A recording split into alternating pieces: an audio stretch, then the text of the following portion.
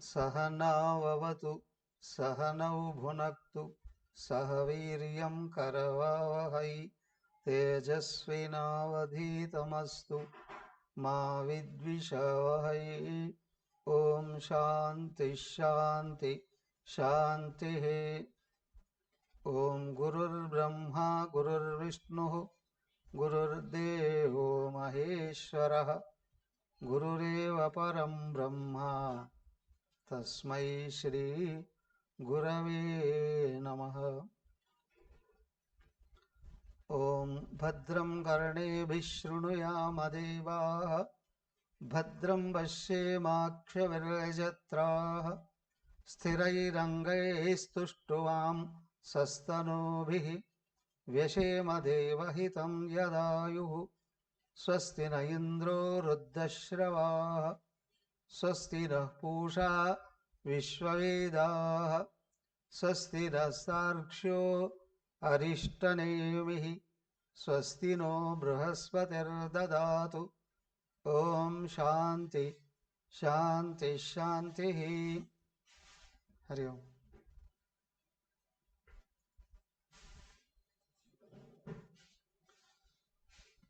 వీలైన వాళ్ళు ఫోన్ ఎదురుగా ఉన్న వాళ్ళు అందరూ వీడియో ఆన్ చేసుకోండి.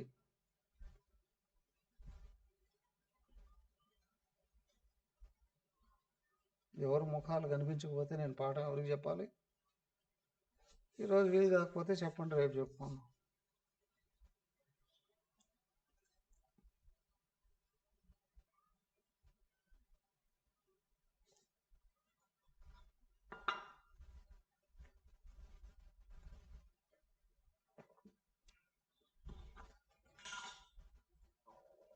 పాఠం మీకోసమే చెప్తున్నా, నా కోసం కాదు. కాబట్టి మీరు కనిపిస్తే పాఠం చెప్తా.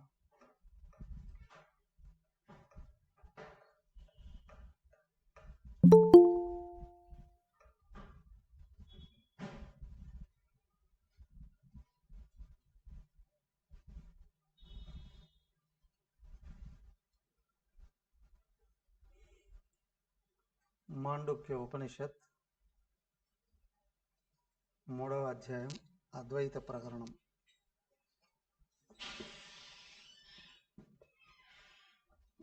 36 శ్లోకాలు చెప్పుకున్నాం.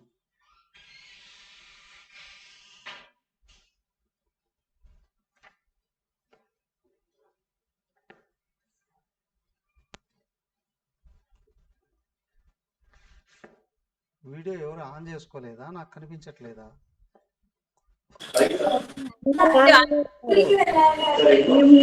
స్వామీజీ మేము వీడియోలో ఉన్నాం స్వామీజీ. అందరం వీడియోలో ఉన్నాం స్వామీజీ. మొన్న నాకు ఇలాగే జరిగిందని అడిగాను స్వామీజీ. మళ్ళీ కట్ చేసి మళ్ళీ జాయిన్ అయితే అందరు కనపడ్డారు.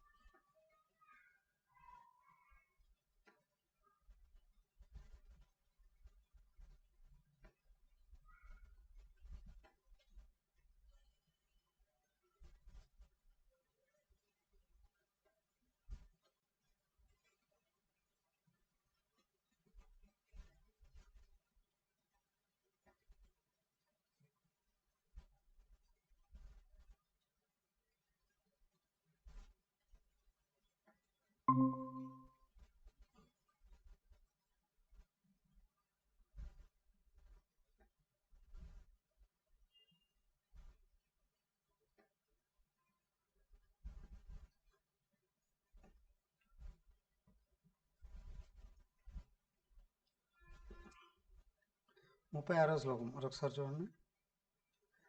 అజమనిద్రమస్వప్నం అనామకమరూపకం సహృద్విభాతం సర్వజ్ఞం నోపచార కథం చనా.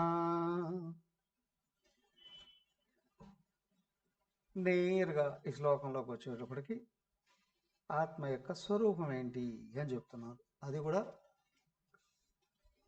ఇది కాదు ఇది కాదు ఇది కాదు అని చెప్పడమే. ఇది ఆత్మ అని చూపించలేరు. ఎందుకంటే ఇది ఆత్మ అని చూపించబడితే అది అన్యమైపోతుంది తెలుసుకునేవాడికి. అన్యం అంటే ద్వైతం ఉంది అక్కడ. వ్యక్తికి అన్యంగా తెలియబడేదంతా జడమే అయి ఉంటుంది,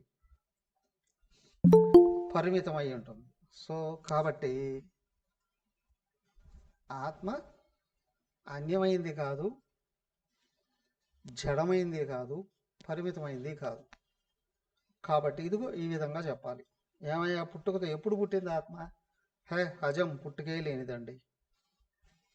అనిద్రం, ఆత్మ మర్చిపోవడం ఏమన్నా జరుగుతుందా? ఆత్మ నిద్రపోతుందా?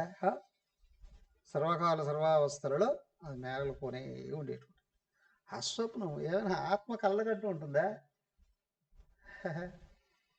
సినిమాలో సినిమా అన్నట్లే కళలలో కళలు మనసే కంటూ ఉంటుంది. ఆత్మకు కాదు. ఆత్మ కళ ఏది లేదు, ఆత్మకు అన్యమైంది ఏది లేదు. అస్వప్నం అనామకం. అనామకం అంటే ఏ దిక్కు లేనిదే అని కాదు, ఏ పేరు లేనిది అని. అన్ని పేర్లకి ఆధారమైంది. ఆత్మకి పేరు ఉంది అంటే మిగతా పేర్లన్నీ దానివి కాదు కదా. కాబట్టి ఆత్మ ఏ పేరు లేనిదే, కానీ ఏ పేరుతో పిలిచినా పలిగేటువంటిది. ఎందుకంటే అన్ని పేర్లకు ఆధారం ఆత్మీయే అయి ఉంది. సరే, ఏ విధంగా ఉంటుంది రూపం? అరూపకం. ఆత్మకు రూపం కూడా లేదు. ఆత్మకు రూపం ఉంది అని అంటే ఒక రూపం ఆత్మకు ఉంది, మిగతా రూపాలన్నీ ఆత్మ కాదు కదా, పరిమితం అయిపోతుంది. ఆత్మకు ఒక పేరు ఉంది అన్నా, ఒక రూపం ఉంది అన్నా అది పరిమితం అయిపోతుంది. కాబట్టి ఆత్మకు పేరు లేదు, రూపము లేదు. సకృద్విభాతం, స్వతహాగా బాగా వెలుగులతో కూడి ఉన్నటువంటిది, కాంతియే స్వరూపమైనటువంటిది. ఏకాంతండి సర్వజ్ఞం, జ్ఞానకాంతులతో కూడి ఉన్నటువంటిది, స్వతహాగా తనను తను వెలిగించుకుంటూ అన్నిటినీ కూడా వెలిగించి చూపించేటువంటిది. సర్వజ్ఞం, అన్నీ తెలిసినటువంటి. కథంచరణ ఉపచార, అలాంటి ఆత్మని ఎవడో అర్చించలేడు. అర్చించబడుతున్నది అంటే అర్చించేవాడున్నాడు, అర్చించబడేది ఉన్నది. ఇక్కడ ద్వైతం ఉన్నది. ఆయా ఆత్మ అద్వైతం, రెండవది లేనిది, శాశ్వతం, అనంతం, మార్పులే లేనిది, శాశ్వతమైనది, ఒక్కటే ఉన్నటువంటిది. కాబట్టి ముఖ్యంగా తెలుసుకోవాల్సింది ఏంటంటే, తెలుసుకునేవాడే ఆత్మ అయ్యున్నాడు. తెలుసుకునేవాడి కంటే అన్యంగా ఆత్మ లేదు. ఒక వ్యక్తి ఒకదాన్ని తెలుసుకున్నాడు అని అంటే తెలియబడేవాడే అంటే తెలుసుకునేవాడే గొప్పవాడండి. తెలియబడితే జడమండి. మరి ఆత్మ అన్యమైన వాటి చేత తెలియబడనటువంటిది, తన చేతనే తెలియబడేటువంటిది, స్వతస్వరూపమైనటువంటిది. కాబట్టి ఆత్మ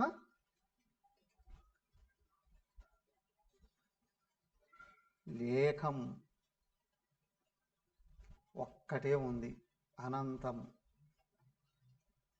అది ఎక్కడ దేశకాల గుణ పరిచ్ఛేదాలకు లోను కానటువంటిది, అనంతమైనటువంటిది. చూడబడే వాటిని తోసివేస్తే ఈ ఆత్మ తెలియబడుతుంది. అంతేగాని ఇంద్రియ మనోబుద్ధుల చేత తెలియబడేది కాదు. ఎందుకంటే ఇంద్రియ మనోబుద్ధులే పరిమితమైనవి, ప్రమాణములోను పరిమాణములోను కాలంలో కూడా పరిమితమైనటువంటి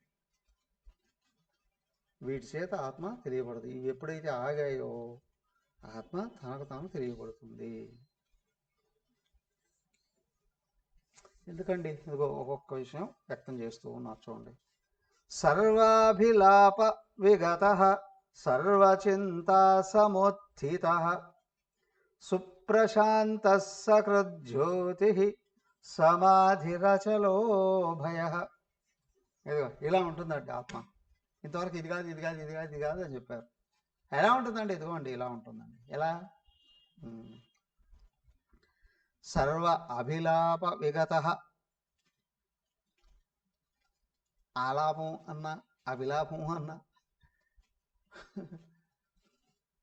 వాక్కులతో వ్యక్తం చేసేటువంటిది. ఆలాపన ఎదురు చూడడం, పాడడం, వ్యక్తం చేయడం, వాక్కుతో వ్యక్తం చేసేటువంటివి అన్ని శబ్దాలు. ఈ శబ్దాల చేత కొల్లవబడేది కాదు సర్వ అభిలాప విగత. అయితే ఆరాధన చేసేటప్పుడు వాక్కుతోనే చేస్తాం. మంత్రాలు చదువుతారు, నామాలు చదువుతారు, హారతలు చదువుతారు కదా. అర్చన చేస్తూ ఉన్నా, స్తుతిస్తూ ఉన్నా, కీర్తిస్తూ ఉన్నా వాక్కుతో వ్యక్తం చేస్తాం. కానీ వాక్కులకు అందేది కాదు. ఎందుకంటే వాక్కులకు అందేది స్థూలమైన ప్రపంచంలో ఉన్న నామరూపాలే.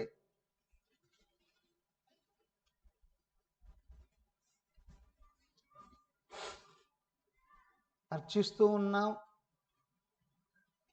ప్రార్థిస్తూ ఉన్నా, కీర్తిస్తూ ఉన్నా ఒక రూపం ఉండాలి ఎదురుగా.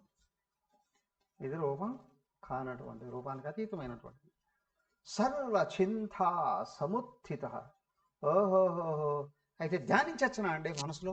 కళ్ళు మూసుకుని ఓం రామాయ నమః, శివాయ నమః, కృష్ణాయ నమః జపించచ్చా అండి? అది నీకు స్థూలంగా ఇంద్రియాలు కనిపిస్తేనే కదా కళ్ళు మూసుకొని మళ్ళీ మనసులో చింతించడానికి. కాబట్టి సర్వచింత సముత్థిత. అయ్యా ఇది చింతించడానికి కూడా అలాగే కానటువంటిది. ఎందుకో అది కూడా నామరూపాత్మకమైన ప్రపంచంలోనే ఉన్నటువంటిది కాబట్టి. మరి ఎలా తెలుస్తుందండి దీని స్వరూపం ఏంటి, స్వభావం ఏంటి? సుప్రశాంత, సుష్టు ప్రశాంత. అయ్యా చాలా ప్రశాంతమైనటువంటిది, పరిపూర్ణమైన శాంతితో కూడినటువంటిది. మరి ఎలా తెలుసుకోవాలి? నీ మనసును శాంతింపజేస్తే అది తెలుస్తుందయ్యా.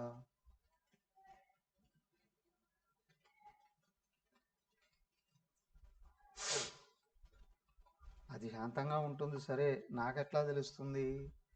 నువ్వు శాంతమైతే అది తెలియబడుతుంది. నీ మనసు శాంతిస్తే ఆత్మ తెలియబడుతుంది. మనసు శాంతించినంత వరకు ఆత్మ తెలియబడదు. సకృజ్యోతి. సరే, మనశ్శాంతిని తెలుసుకునేది ఎవరు? సకృత్ జ్యోతి.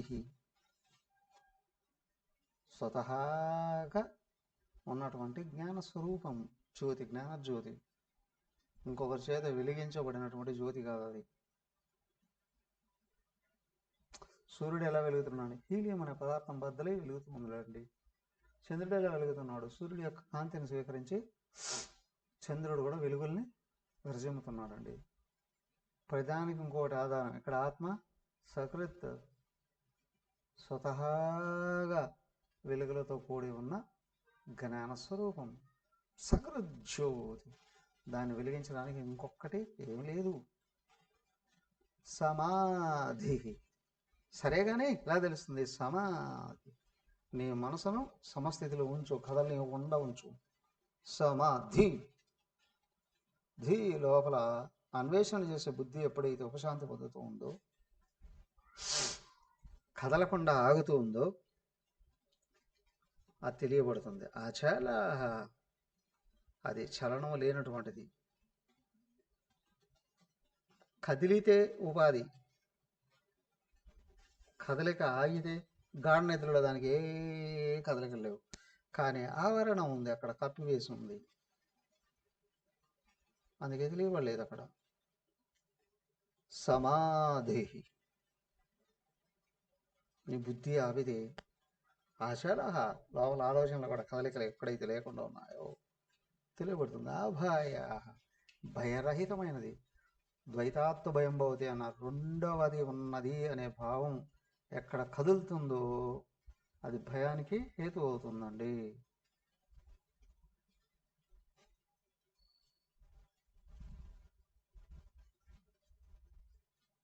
ఉన్నది ఏకమనే భావంలో ఎక్కడైతే నిలబడి ఉన్నావో భయరాహిత్యం అండి.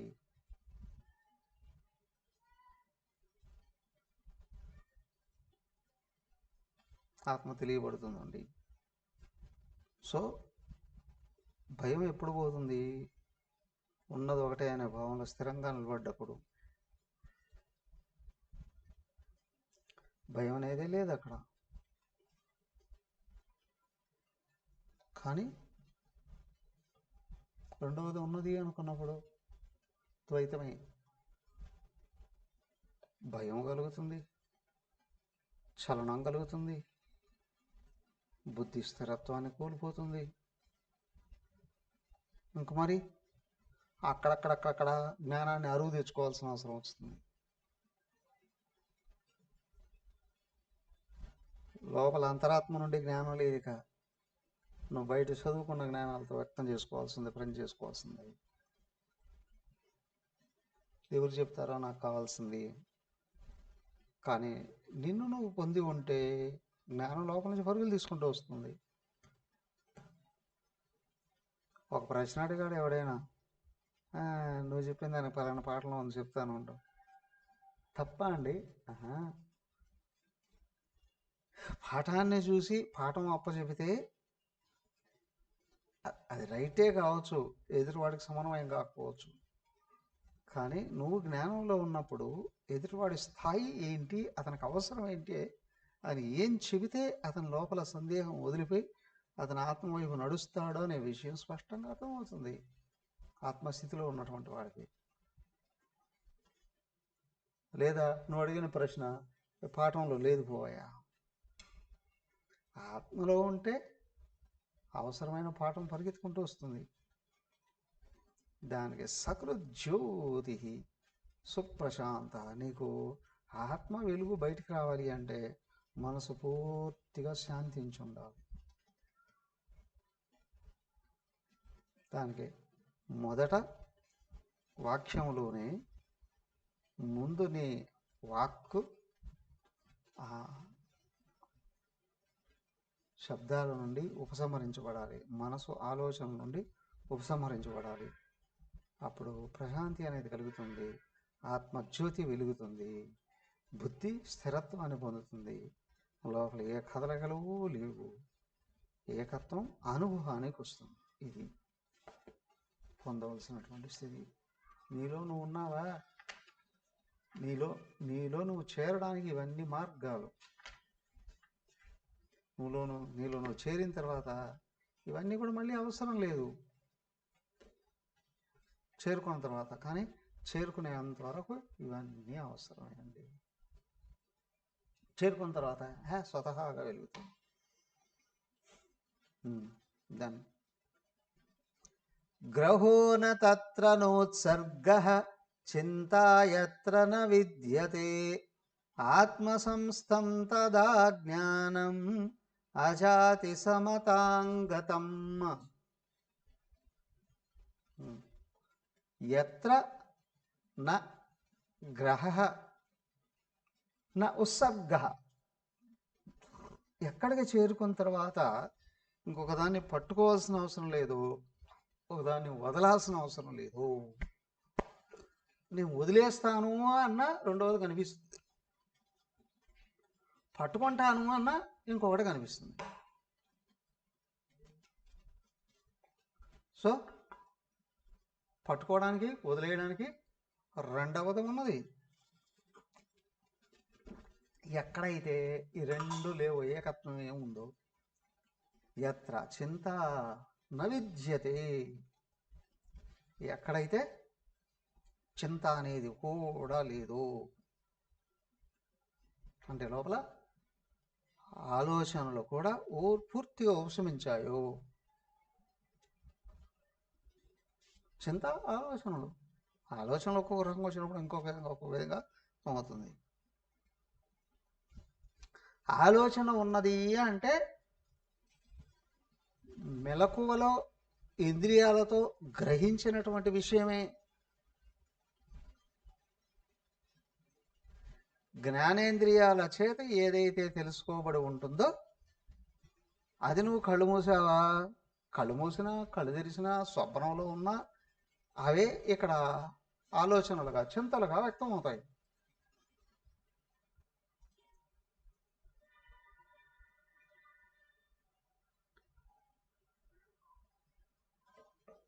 కానీ ఆత్మలోకి చేరిన తర్వాత మనసే లేదు కాబట్టి చింతలే లేవు. ఆత్మ సంస్థం తథా జ్ఞానం అజాతి సమతాంగతిం. ఆత్మ సంస్థం తదా జ్ఞానం.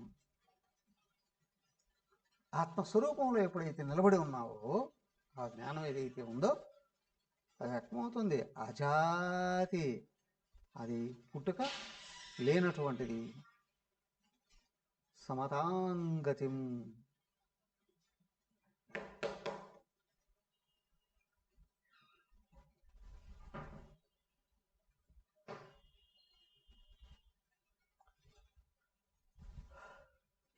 సమతాంగతం, సమత్వంతో కూడి ఉన్నటువంటి, సమత్వం పొంది ఉన్నటువంటి. ఆత్మ సమస్తం తదా జ్ఞానం అజాతి సమతాంగతి. ఆత్మస్వరూపంలో కూర్చోన్నటువంటి వాడికి జ్ఞానం స్వతహాగా వ్యక్తమై ఉన్నది. అది ఆత్మ స్వరూప జ్ఞానం సమత్వ స్థితిలో ఉన్నప్పుడు వ్యక్తమవుతూ ఉన్నటువంటిది. అది విషయ ప్రపంచానికి సంబంధించింది కాదు, ద్వైతానికి సంబంధించింది కాదు. అక్కడ చెప్పారు ఆలోచన రహితమైన స్థితి, అన్య విషయం వ్యక్తం కాని స్థితి. అక్కడ నామరూపాలు లేవు, ఆలోచనలు లేవు, నీలో నువ్వు ఉన్నావు.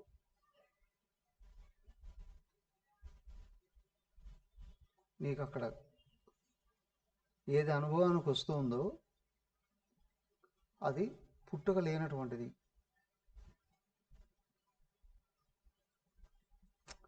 పుట్టుక ఉన్నట్టు నామరూపాలే కదా, అవి లేవు, ఓకే. కానీ ఈ జ్ఞానం కూడా నువ్వు నేర్చుకున్న జ్ఞానం కాదు. ఏమయ్యా నీకు మాండూక్య ఉపనిషత్తు ఎప్పటి నుంచి తెలుసు? ఓ పలానా సంవత్సరం నుండి తెలుసు, లేదా పలానా రోజు నుండి తెలుసు. ఎప్పటి నుండి తెలియదు? చాలా కాలం నుండి తెలియదు అన్నది. తెలియదు అనేది అజ్ఞానం, తెలుసు అనేది సమయం ఉంది నీకు. అంటే నీకు తెలిసిన జ్ఞానానికి ప్రారంభం ఉంది అంటే అది ఖచ్చితంగా విషయ జ్ఞానమే. మరి తెలియదనే అది అజ్ఞానం అసలే.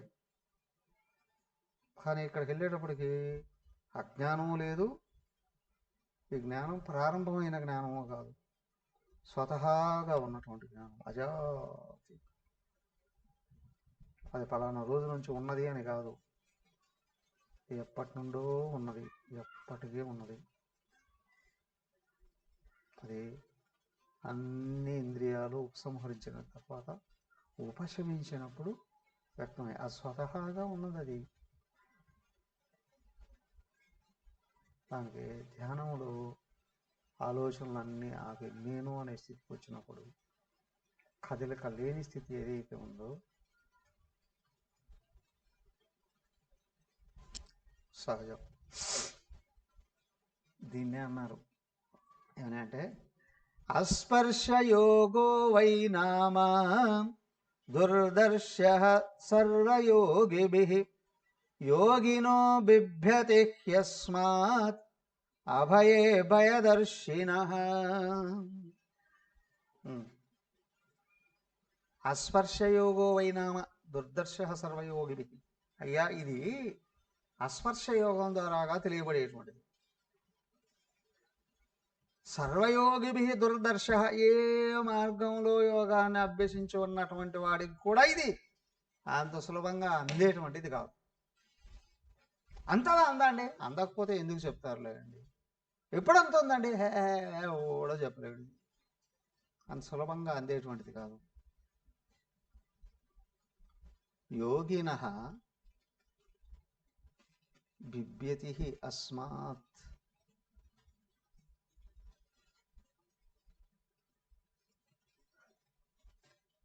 చాలామంది కూడా దీన్ని తెలుసుకోవడం కొరకు భయపడుతున్నారు. అవయే, ఎవరికి భయం తొలగుతూ ఉందో అది తెలియబడుతుంది. భయదర్శినః యోగిభిః బిభ్యతి స్మాత్. అన్యత్వాన్ని చూసేటువంటి వాడు దీన్ని తెలుసుకోవాలి అని అంటే భయపడుతున్నాడు. కానీ నీ హృదయంలో అన్యత్వభావం ఎప్పుడైతే పోయిందో అప్పుడు నిర్భయత్వం వస్తుంది, అప్పుడు తెలియబడుతుంది. ఏమండి, మీలో మోక్షం ఎవరికి కావాలి చెప్పండి ఇప్పటికప్పుడే. మా బాధ్యతలు ఉన్నాయి స్వామి అంటారంటారా? మా అబ్బాయి పెళ్ళి ఉంది స్వామి, లేదా మా అమ్మాయి కాన్పు ఉంది కదా, మన వాళ్ళకి స్కూల్లో చేర్పించాలి స్వామి. ప్రతి ఒక్కరు చెప్తారు, అమ్మో ఏమయ్యా ఇప్పటికిప్పుడే ముక్తి కావాలి అంటే ఎంతమంది రెడీగా ఉంటారు. ఆత్మ కావాలి కానీ ఇప్పుడే కాదు, ఇప్పుడే కావాలి అనే భావంగా నిజంగా ఉంటే ఆత్మీయ అయిపోయి ఉంటారు. అది అది ఎక్కడ నాకు ఇప్పుడే కావాలి అని అంటే ఇక రెండవ తాడుకు అవకాశం లేదు అని అంటే ఆత్మస్వరూపులే అయి ఉన్నారు. అదే చెప్పడం ఇక్కడ. అస్పర్శయోగో వై నామ. అయ్యా ఇది నీకు ప్రపంచంలో స్థూల సూక్ష్మ ప్రపంచాలలో ఎక్కడా కూడా ఏ విషయం మీద తాదాత్మ్యం లేదు అంటే ఇది పొందబడుతుంది. దానికే చెప్పింది సర్వయోగినః దుర్దర్శ. ఏ మార్గంలో వెళుతూ ఉన్నటువంటి వాడికి కూడా ఇది అందుకోవడం కష్టమే. కారణం ప్రతి ఒక్కడికి ఎక్కడో దేనో ఏదో ఒక దాని మీద తాదాత్మ్యం ఉందండి. అందుకే చెప్తున్నాయండి. కొంతమందికి ఏమో కనిపించినాడని కావాలి అని, ఇంకొంతమందికి ఏమో కనిపించిన వాడిని దెబ్బ కొడితే ఎక్కడ మిగులుతాను కదా అని. అవునా? కనిపించినాడు నాకు వశం కావాలి అని ఒకడు, కనిపించినాడు అన్ని పక్కకు దోసి పారేస్తే కిందికి తొక్కి పారేస్తాను, తీసేస్తేను నేను ఒక్కడే మిగులుతాను కదా. వీడొకడు, ఒకడికి రాగం మార్గం, ఒకడికి ద్వేషం మార్గం. ఆ రాగ మార్గంలో వెళ్ళేవాడైనా కొంచెం దూరమైనా వెళతాడు, సాఫ్ట్గా ఎక్కడో చోట ఆగుతాడేమో. ఈ ద్వేష మార్గంలో వెళ్ళేవాడు వాడు చేరుకోవడం కాదు కదా, చేరుకోవడానికి ప్రయత్నం చేసే వాళ్ళందరినీ నాశనం చేస్తాడు.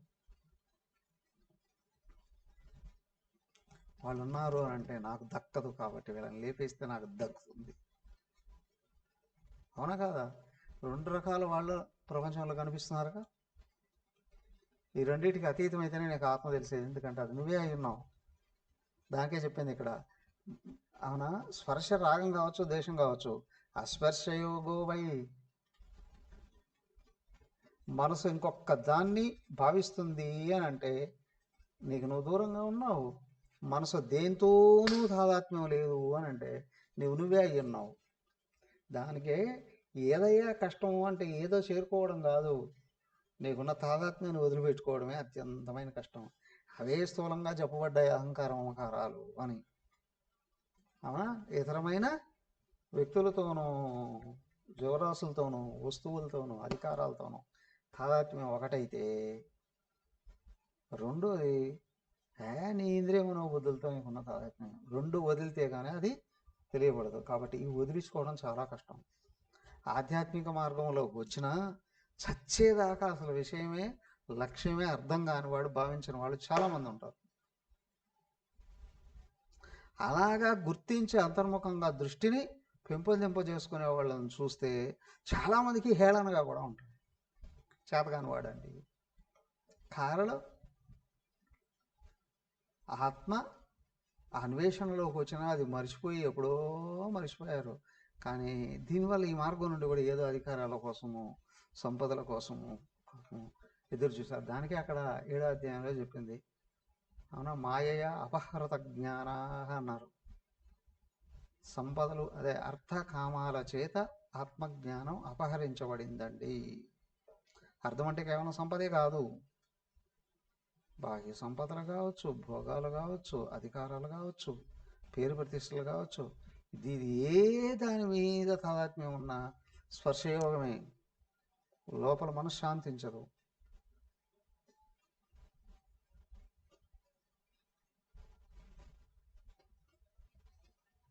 నీకు దేనితోనో తాదాత్మ్యం లేదంటే నువ్వు పరమాత్మ స్వరూపంలో ఉన్నావు, పరమాత్మగా ఉన్నావు. అస్పర్శయోగో దుర్దర్శ సర్వయోగి. ఏ మార్గంలో వెళుతూ ఉన్నా అనేక సార్లు చెప్పాడు. ఏమని 3వ అధ్యాయంలోనే చాలాసార్లు చెప్పాడు. ముక్త సంగ సమాచార, సంఘభావం లేకుండా ఆచరించు. నీ ఆచరణ నీ లోపల ఉన్న సంస్కారాలను తొలగించాలి, కానీ నీకు బయట ఉన్న ఇంకొక దాంతో తాదాత్మ్యం పెట్టడం కాదు.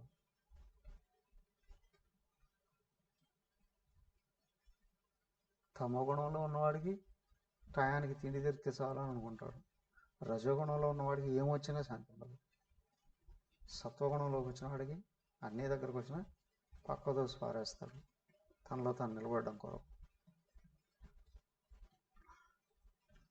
యోగినో అస్మాత్ బిభ్యతి అభయే భయదర్శిన. భయదర్శిన యోగిన అస్మాత్ బిభ్యతి. ఏదో ఒకటి కోరుకుంటూ వస్తాదో రాదో అనే భయంలో ఉన్నటువంటి వాడు ఆత్మను చూసి కూడా భయపడతాడు, ఆత్మలో ఉండడానికి కూడా భయపడతాడు.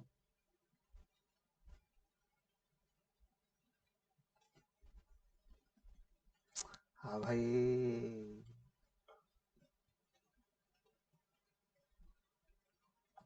ఎవడు భయాన్ని వదిలాడో, ప్రపంచంలో ఏది నాకు కావాలి అనేటువంటి భావం నుండి బయటపడ్డాడో వాడికే అంతుంది.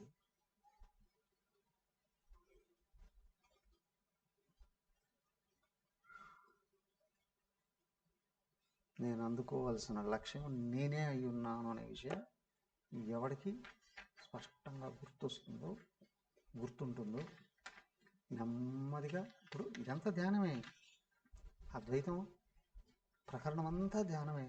ధ్యానంలో ఎదురయ్యే సమస్యల్ని చెప్పారు ఇక్కడ. అన్నిటినీ తోసేస్తే నువ్వే మిగులుతావు. కానీ మనసు ఎప్పుడు ఏదో ఒక దాన్ని పట్టుకొని ఉంటుంది.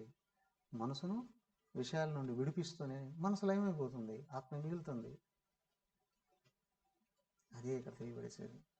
మనసో నిగ్రహాయత్తం అభయం సర్వయోగినాం దుఃఖక్షయ ప్రబోధశ్చాపి అక్షయ శాంతిరేవ చ. మనసో నిగ్రహాయత్తం. మనసును ఎప్పుడైతే బాగా నిగ్రహిస్తూ ఉన్నావో అభయం సర్వయోగినాం.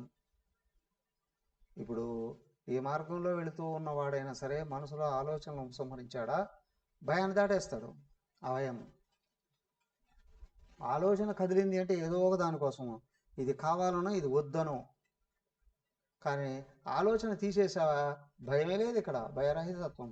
దుఃఖక్షయ, ఇక దుఃఖాలు చచ్చిపోయాయి, ఇక లేవు అక్కడ. ప్రబోధశ్చ అపి అక్షయ శాంతిరేవ చ. అక్కడ మేల్కొనే ఉన్నాడు, జ్ఞానంతోనే ఉన్నాడు.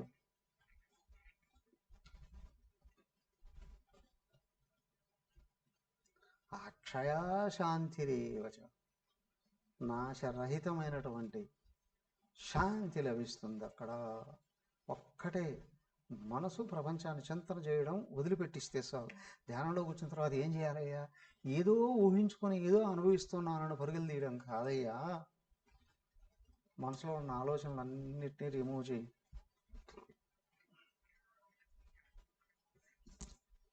ఏ ఆలోచన లేని స్థితిలో, రెండవది కనిపించడం లేదు, దేని గురించి భయపడతావు? ఇక నేను లేదు, నాది లేదు, ఏకమే. నేను ఫలానా అని గుర్తున్నంత వరకు ద్వైతమే, దేహమే భావం. ఇక్కడ నేను నాది అనబడేది, నేను నా వాళ్ళు కాని వాళ్ళు, అన్ని ఆలోచనలే. కాబట్టి ధ్యానంలో ఆలోచనలన్నీ వితట్ డ్రా చేస్తూ ఉన్నావా? ఒక్కొక్క ఆలోచన. ఎక్కడ ఆలోచన రహిత స్థితి ఏర్పడిందో అదే నీ స్వరూపం అయి ఉంది, అదే అందుకోవాల్సినటువంటిది, అదే అభయ స్వరూపమైనటువంటిది. ఆలోచనలన్నీ దాటి ఏకత్వంలో ఎప్పుడైతే కూర్చోన్నావో ఇక ఏ దుఃఖాలు లేవు అక్కడ.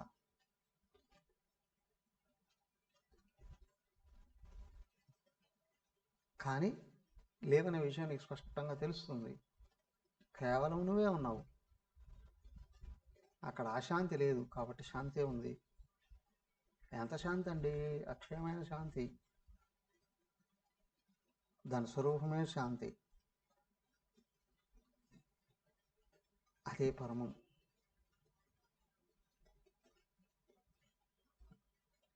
ఏమండి, ఇది లభిస్తుందా? ఎప్పటి లభిస్తుంది? శ్లోకం కారికి చదివేసి లేదా? ఉత్సీక ఉదధేర్యద్వతు కుశాగ్రేణైక బిందున మనసో నిగ్రహాంతద్వతు భయేద పరిఖేదత. ఉత్సీక ఉదధి ఉదదేహ యద్వతు కుశాగ్రేణైక బిందున. తితిర్పక్షి మహాభారతంలో చెప్పారు. తితిర్పక్షి ఓ చిన్న పక్షి, పెద్ద ముక్కే ఉన్నది. ఉదదే కుశ అగ్రేణ ఏకబిందున యద్వతు ఉదదీ సీక. తితిర్పక్షి ఒక దర్భ గడ్డి తీసుకొని సముద్రంలో తడిపి ఆ నీటిని తీసుకొని వచ్చి ఒక డ్రాప్ బయట పోసి సముద్రాన్ని ఎండింపజేద్దామని ప్రయత్నం చేస్తున్నాం. ఎందుకయ్యా? పాపం అది గుడ్లు పెట్టి అలాగా దాని ఆహారం కోసం వెళ్ళి తిరిగి వచ్చేటప్పుడు గుడ్లు సముద్రంలో కలిసిపోయాయి.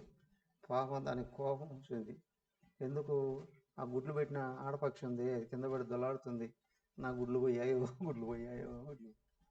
ఈ మగపక్షి ఎంతసేపు ప్రయత్నం చేసినా ఆ ఆడపక్షిని శాంతింపజేయలేకపోయింది. దానికి చాలా కోపం వచ్చింది. ఏమిటి ఆడపక్షి కలిగి ఇంత బాధకు కారణం సముద్రుడే కదా, సముద్రాన్ని ఎండింపజేసేస్తాను అని అక్కడ దర్భగడ్డి తీసుకొచ్చి సముద్రంలో తడిపి ఆ ఇసుకలో వచ్చి వదులుతుందట. ఆ ఆడపక్షి ఏడుస్తూనే ఉంది, ఇది పని చేస్తుంది.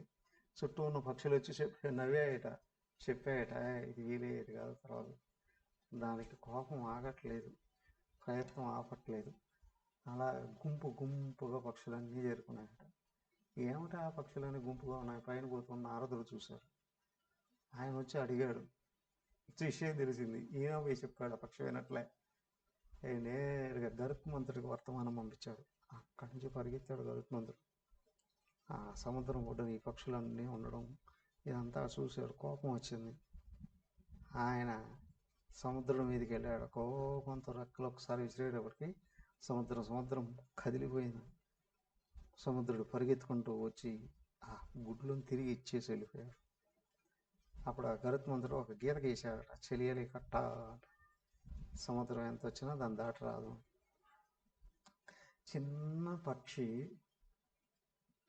అవునా, సముద్రాన్ని కూడా ఎండింపజేస్తాను. ఎండింపజేసిందా లేదా అనే తర్వాత తను అనుకున్నది సాధించుకుందా లేదా? అంత చిన్న పక్షి. మరి మనం ప్రయత్నం చేస్తే మన లక్ష్యాన్ని చేరుకోలేమా? దానికే నువ్వు మనసును శాంతింపజేస్తూ వస్తే, రోజుకు 1 సెకండ్ పెంచుకున్నా మనసును ఉపశమింపజేసి శాంతిలో నిలబెట్టడం, రోజుకు 1 సెకండ్ పెంచుకున్నా నువ్వు తప్పనిసరిగా ఆత్మతత్వాన్ని పరిపూర్ణంగా పొందుతావు.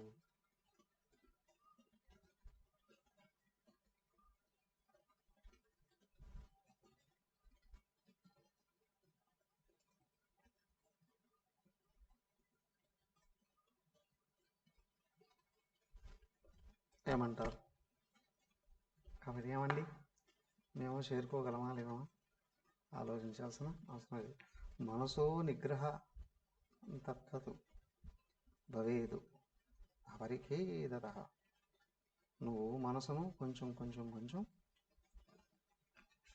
విసుగు చెందకుండా, నిరాశ పడకుండా ఉపశమింపజేస్తూ వస్తే ఒక రోజుకి ఖచ్చితంగా పరిపూర్ణమైన శాంతిలో నిలబడతావు. అదే నీ స్వరూపం. తదాస్తు. హరి ఓం.